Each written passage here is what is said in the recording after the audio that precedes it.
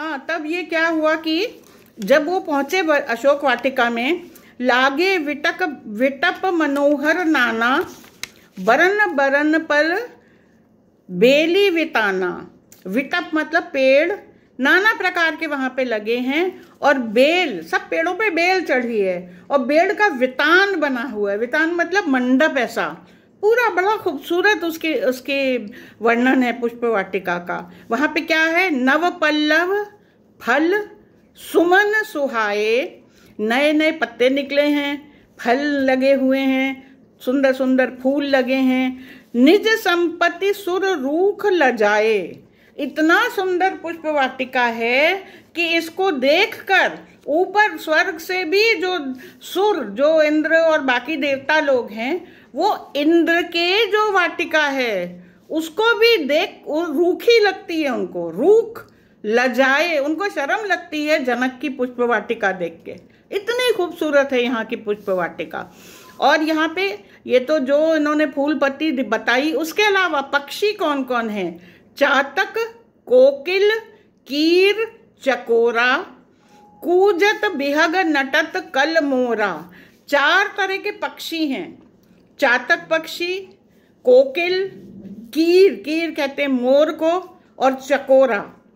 अच्छा, ये 4 पक्षी 4 प्रकार के भक्तों के प्रतीक हैं, क्योंकि रामचंद्र जी आए हैं और जो भक्त हैं वो सब पक्षी बन के पुष्प वाटिका में पहुंचे हैं। एक पक्षी होता है अरती, आर्त, जो दुखी होता है, जो परेशान होता है, वो ईश्वर के पास पहुंचने के लिए वो भक्ति करता है, तो वो आरती पक्ति। ये चकोरा है जो हमेशा चांद को देखता रहता है कि भगवान किसी तरह कृपा कर दो, कृपा कर दो।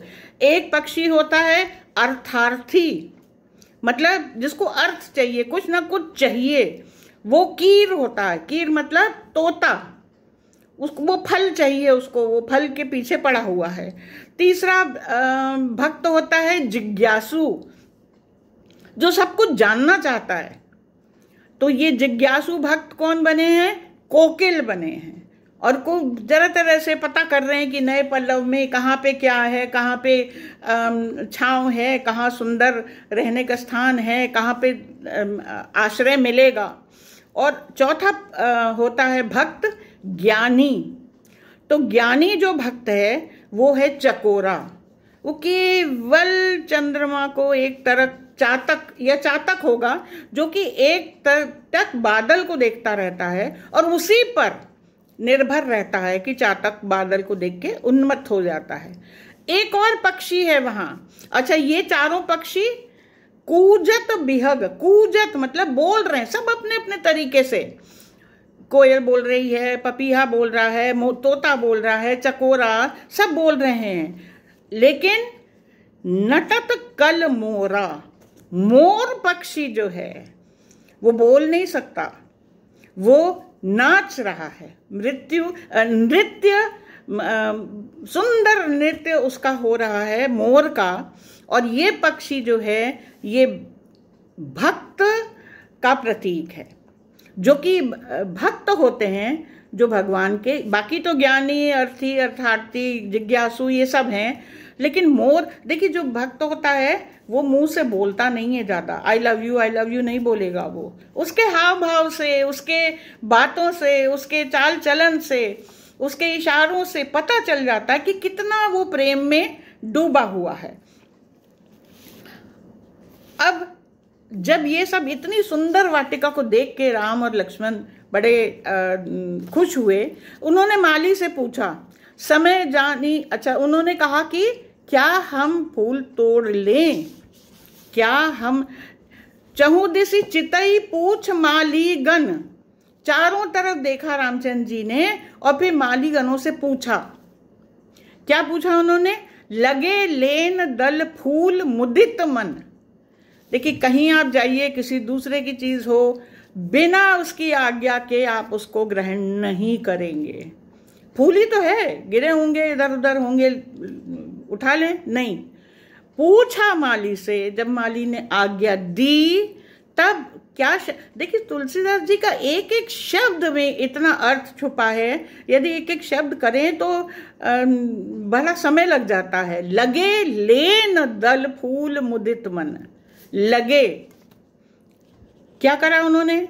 माली से कह सकते थे ना कि हमको भैया 4 फूल तोड़ के दे दो, लेकिन नहीं, गुरु की सेवा करनी है, पूजा के लिए फूल लेना है, खुद लगना पड़ेगा, खुद जाओ, खुद लो, अपने श्रम से, अपनी मेहनत से, अपनी उसमें जब तक भागीदारी ना हो तब तक कार्य सिद्ध नहीं होता। उन्होंने माली से नहीं कहा कि हमें तोड़ के दे दो। अच्छा, लगे तो ठीक है, लेन लिया उन्होंने फूल, फूल मांगा नहीं, फूल तोड़ा नहीं, फूल बटोरा नहीं, लिया। लेने का क्या मतलब होता है? लेने के साथ कोई देने वाला भी तो चाहिए ना। जब कोई देगा ही नहीं तो आप लेंगे कैसे? तो किसी और की सहमति से जो चीज प्राप्त होती है उसको कहते हैं लेना।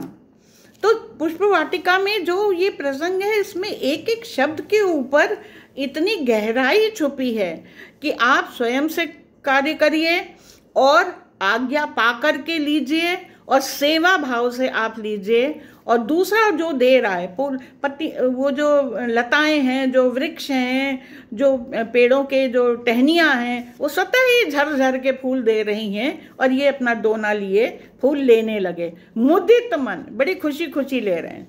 अब यहाँ इनका तो पता चल गया कि दोनों भाई बड़े प्रसन्न हैं। तब तक क्या हुआ? तेहि अवसर सीता तहाई, गिरजा पूजन जननी पठाई। देखिए ये भी एक बहुत ही बड़ी बात है। उसी समय पुष्प वाटिका में सीता जी आई। रामचंद्र जी का पुष्प वाटिका पहुंचना, सीता जी का पुष्प वाटिका में पहुंचना कोई यंत्रणा शंत्रणा मंत्रणा नहीं थी।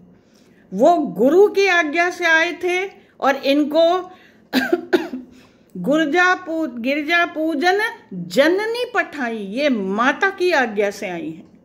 माता ने कहा बेटा तुम जाओ पुष्प वाटिका में, वहां पे देवी का मंदिर है एक तरफ, जाके वहां पे प्रार्थना करो, क्योंकि धनुष यज्ञ होने वाला है, अपने लिए प्रार्थना करो। तो जो काम अभी शुरू भी नहीं हुआ, लेकिन दोनों जने अपने बड़ों का आशीर्वाद लेके उनकी आज्ञा से यहाँ पहुंचे हैं, तो वो तो काम सफल होना ही है ना। तो जब वो वहां पे पहुंची, सर समीप गिरजागृह सोहा, बरनी न जाई मनोहर मोहा। इतना सुंदर वहां पे गिरजा का वो बना हुआ है, मंदिर बना हुआ है। अब जो सीता जी जब आई, थके नयन रघुपति छवि देखी, पलकहु हूं परिहरि निमेशे। वहां पे एक सखी थी, उसने आके बताया कि अरे यहाँ पुष्प वाटिका में तो 2 युवक हैं। सीता जी गई वहां पे और उन्होंने जाकर के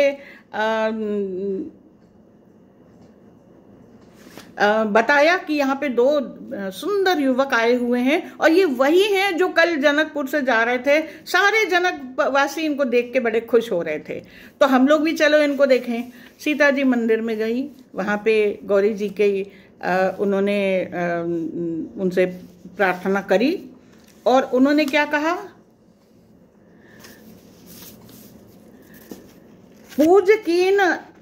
पूजा कीन अधिक अनुरागा, निज अनुरूप सुभग वर मांगा।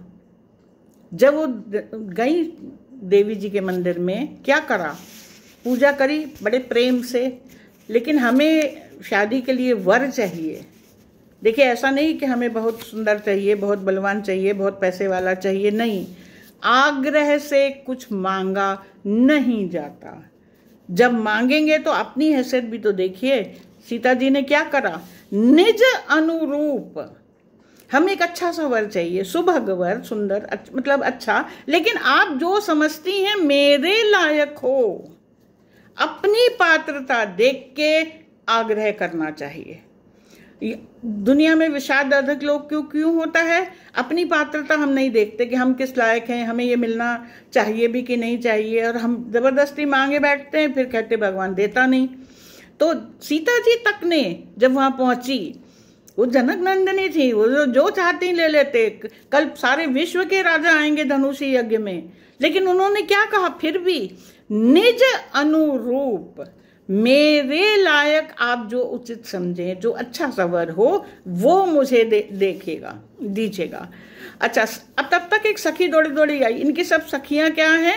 संग सखी सब सुभग सयानी, बड़ी सयानी है, चतुर हैं, कोई ऐसी मामूली नहीं है, वो सब भी बड़ी अच्छी हैं, ज्ञानी हैं, अच्छी चतुर हैं, सुंदर हैं। एक दौड़ के आई, उसने कहा, श्याम गौर किमि कहे बखानी, गिरा अनयन नयन नहीं बानी। दो पुरुष वहां दिख रहे हैं, दो युवक दिख रहे हैं, श्याम और गौर हैं। मैं, सीता जी ने कहा, बाकी ने कहा, क्या देख के आई हो भाई, बताओ कौन है वहां? वो कहती, कैसे कहूं, किमी कहो बानी बखानी, मैं कैसे बखान करूं? क्योंकि देखिए, ये भी तुलसीदास जी की एक लिखने की कला है।